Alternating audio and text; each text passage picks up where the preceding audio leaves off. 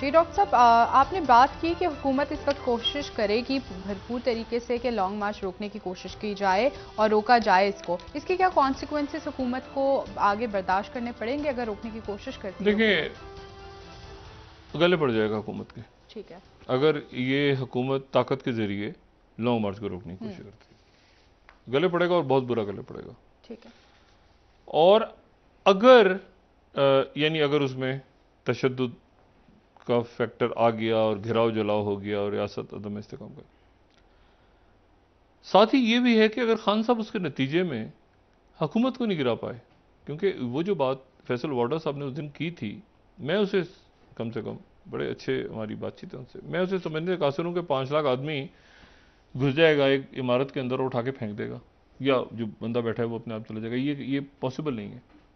आज की दुनिया में ये पॉसिबल है। अभी दूसरी बात, इस साल देखें, फिर मैं बात दोबारा दोहरा रहा हूँ, आईएमएफ के कह रही है, आईएमएफ की जो रिपोर्ट है वो ये है कि जितने अहदाफ हैं पूरी दुनिया, पाकिस्तान के बारे में क्या कह रहे हैं कि जो हमने कहा है ना कि इस साल ये होगा, इस साल ऐसे होगा, वो कह रहे हैं ऐसा नहीं हो सकेगा।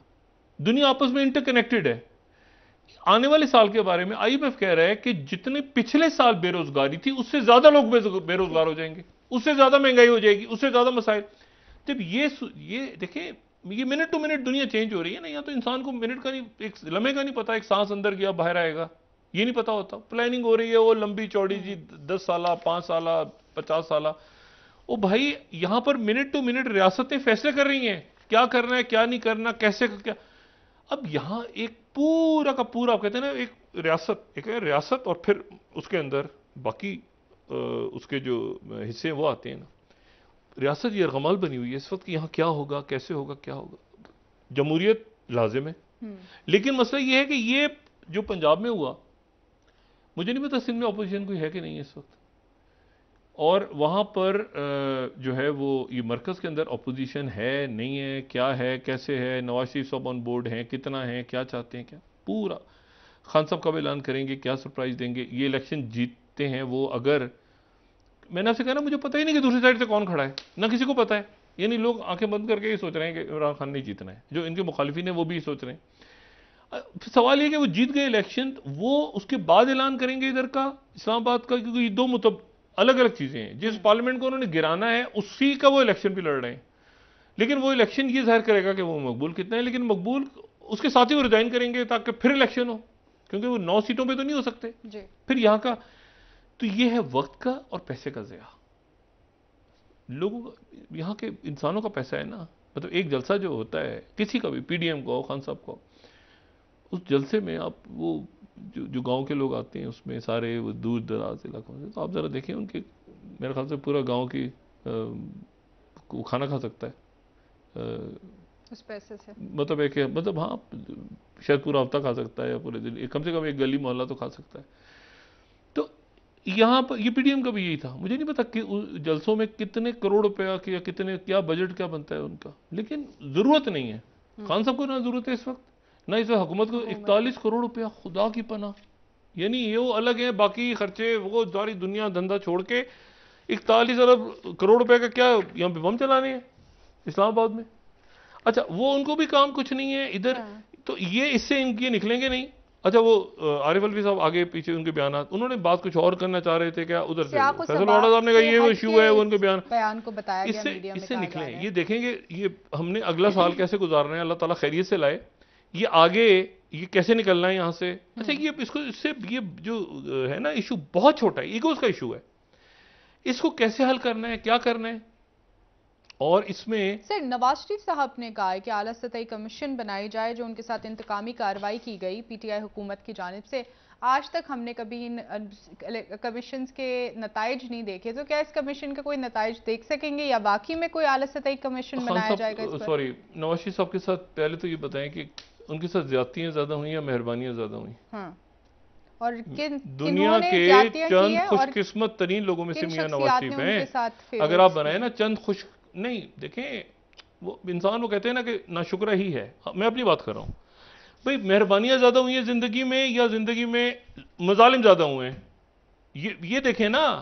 पब्लिक को छोड़ दें, आप अवाम क्या कहते हैं, आप अल्लाह से सब दुआ करें, या अल्लाह परवरदिगार तूने हमें रिज़्क़ हलाल दिया, आज एक बेहतर जो हम अपने जो हमें मिला उसको हम काउंट ही नहीं कर रहे, और वो कितना मिला वो भी नहीं पता किसी को। मतलब क्या नहीं मिला, एक मिनट, ये खला से उतरे एवनफील्ड, ओ भाई मेरी बात सुने, बात ही अदालत में साबित नहीं हुआ। अदालत, मैं पहले भी बात कहता हूं कि दुनिया की अदालतों में फैसले नहीं होंगे अगर दुनिया की, ये फिर जुमला दोहरा रहा हूं, ये अगर दुनिया की अदालतों में फैसले होने होते और इंसाफ लोगों को मिलना होता तो आखिरत किस लिए होती? हाँ। वहां तो जज भी साथ खड़ा होगा, तो जो है जिसको सजा सुना दी बेगुनाह को या गुनाहगार को, वो भी साथ खड़ा होगा। वहां तो ये गवाह होंगे ना, वहां कोई किराए के आगे पीछे के रिश्तेदार गवाह मोहल्ले के तो नहीं होंगे ना, गलत पर्चे या सही पर्चे। वहां तो ये हाथ, आंखें, कान, ये गवाह है ना। इशू ये है, तो वहां पर क्या कुछ नहीं मिला? हिसाब किताब तो वहां देना है हर एक ने। क्या मेहरबानियां ज्यादा हुई हैं, कुदरत के अल्लाह का इनाम ज्यादा हुए हैं? लोगों को देखें तो सही दुनिया में किस तरह लोग रह रहे हैं, मसले वो खत्म ही नहीं होती, मतलब एक इशू ही नहीं खत्म होते। साहब अदालतों में 5 साल का हिसाब कौन देगा? ये कौम के 75 सालों का हिसाब है, 40 सालों का हिसाब जितने हमारे हुक्मरान हैं जी। तो इशू ये है सारा कि दुनिया में कसाददारी आ रही है, जंगें छेड़े, निकले उससे, आगे का सोचें, अगली जनरेशन कैसे इसको, बच्चे स्कूलों में, कॉलेज, मैं कहता हूँ ना, रोज सुबह सुबह आप देखें तो आपका दिमाग एक अजब सा होता है जब आप देखते हैं कि बच्चे, स्कूलों की बच्चियां, ये आपकी जो वर्किंग लेडीज, वर्किंग वुमेन, बच्चियां, मलाला यूसुफजई पाकिस्तानी है जी जी।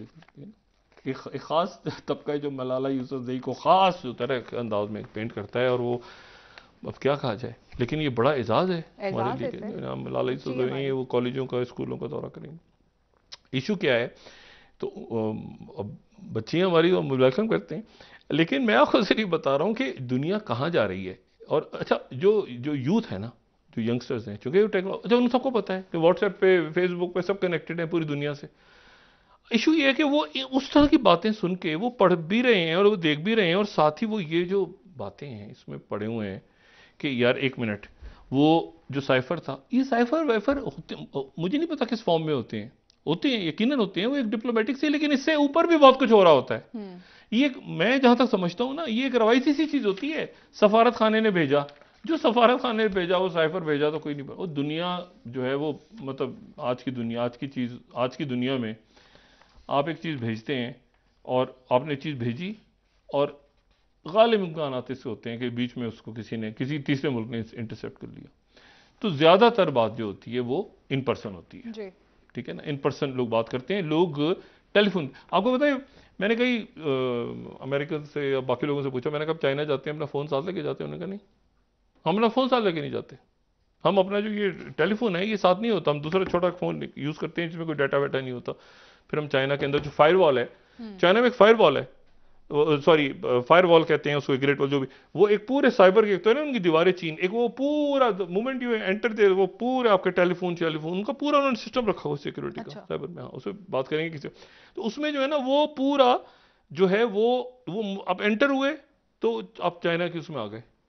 वैसे तो पूरी दुनिया में है चाइना, लेकिन ये मुल्क जो है सारे, हम यहाँ फंसे हुए बीच में कि यहाँ पे ड्रोन मारेंगे या गोलियां मारेंगे या क्या होगा, और इसाक डार साहब वहां पहुंचे IMF, और वो जितने तखमीन, वो कह रहे हैं पूरी दुनिया, आप समझते अमेरिका में महंगाई हो रही है, ऑयल का क्राइसिस, यूरोप के अंदर मुजाहरे हो रहे हैं कि नेटो से निकलो, महंगाई, आप तस्वुर करें। और कौन से मुल्कों में मुजाहरे हो रहे हैं महंगाई के? G7 नाम क्या रखा हुआ है, वो G7 जो 1975 में अमीर तरीन मुल्क थे, उसमें ना रशिया है, ना चाइना है, ना इंडिया है, ना बाकी, ओ भाई उसमें ये मिडिल ईस्ट के मुल्क भी नहीं है, क्योंकि इनकी वजह से बना था ना वो G7 या G6, क्योंकि ओपेक की पाबंदियां, वो ओपेक अब ओपेक प्लस होकर खड़ा हुआ है, वो उसी दुनिया में रह रहे हैं। बात यह है कि अब यहां पर जाके ये फैसला, और मेरा ख्याल ये है कि इमरान खान साहब भी इस वक्त, जो मैंने बार बार बात की थी ना कि इमरान खान साहब भी प्रेशर में आ रहे हैं, और प्रेशर में इसलिए आ रहे हैं कि आप तारीख का ऐलान जल्दी करें, और हुकूमत जो है वो इस प्रेशर में है कि एक मिनट, ये इसाक डार साहब तो आ गए, डॉलर भी ठीक हो गया, IMF की रिपोर्ट आ गई, साथ ही मूडीज की रिपोर्ट आ गई, कुछ चीजें आपके हाथ में नहीं है, वो डार साहब के हाथ में भी, किसी के हाथ में भी नहीं है।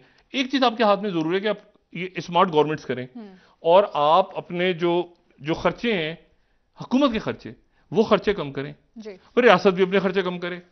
ये 8-8 गाड़ियां, ये बाकी मशागिल, इसको कम करें, क्योंकि उसकी वजह ये है कि वो जो हैव्स और हैव्स नॉट का फर्क है वो बहुत बढ़ जाएगा अगले साल पूरी दुनिया में। उसके यानी आप देखें ना कि बाइडेन जो है, बाइडेन इंतहाई तजर्बाकार जो है वो पॉलिटिशियन है, जो सबसे ज्यादा तजर्बाकार है उस वक्त वो जनाब निक्सन के दौर से।